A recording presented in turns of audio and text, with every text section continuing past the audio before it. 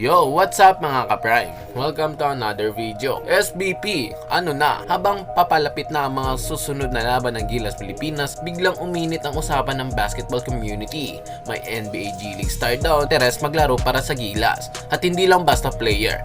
Yan si Ron Harper Jr. yan.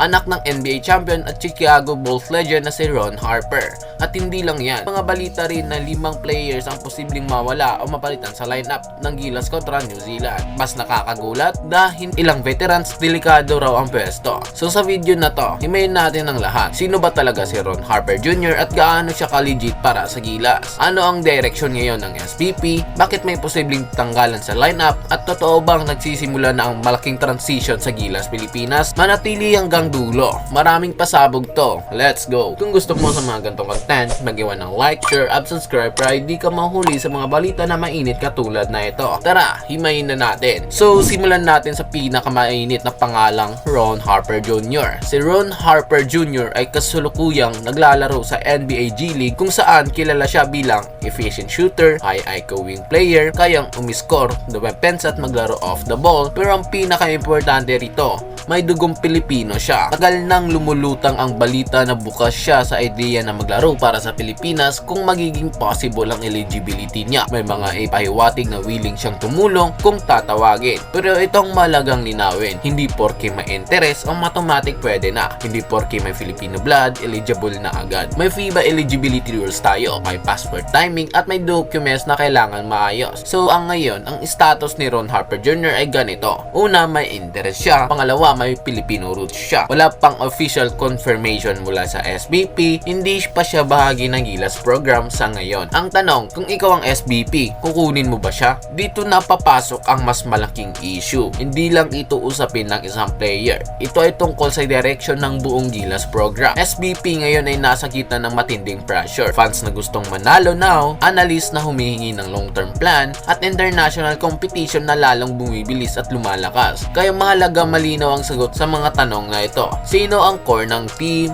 Short-term win ba o long-term development? Youth movement ba o veteran base pa rin? Handang mag-adjust sa modern FIBA basketball, at dito na papasok ang susunod na mainit na usapan. 5 players na posibleng mawala versus sa New Zealand. Umiikot na ngayon ng balita, may 5 players tayo na posibleng matanggal o mapalitan ng lineup kontra New Zealand. Bago tayo mag-react, lilinawin natin, hindi ito simpleng tinanggal dahil mahina.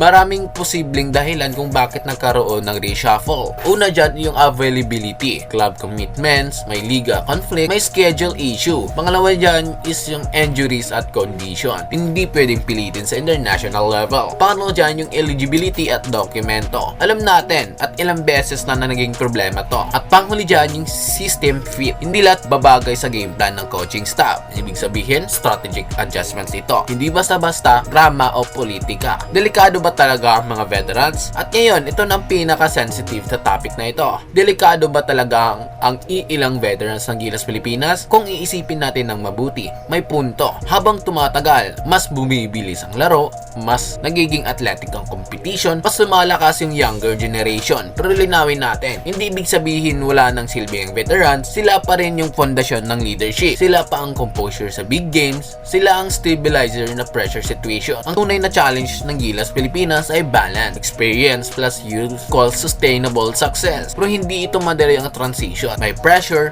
may expectation, at may emotion. Ano ang bottom line? Ron Harper Jr. may interest, posibleng future weapon kung maayos ang eligibility at papasukin ng SBR. 5 players na posibleng mapalitan. Normal lang yan sa team na naghahanda para sa mas malalaking laban. Strategic move, hindi panic. Veterans, hindi sila problema. Pero sa realidad ng basketball, darating talaga ang transition. Ngayon, gusto ko marinig ang opinion nyo mga ka-prime. Papasukin ba si Ron Harper Jr. sa Gilas Pilipinas? Oras na ba para sa youth movement? O dapat balance pa rin ng veterans at new generation? I-comment nyo sa baba. Huwag kalimutan i-like, share, at subscribe, at i-hit na din ng notification bell below para updated kayo sa pinakamainit na Gilas at basketball story. This is your boy Prime. See you on the next one. Puso!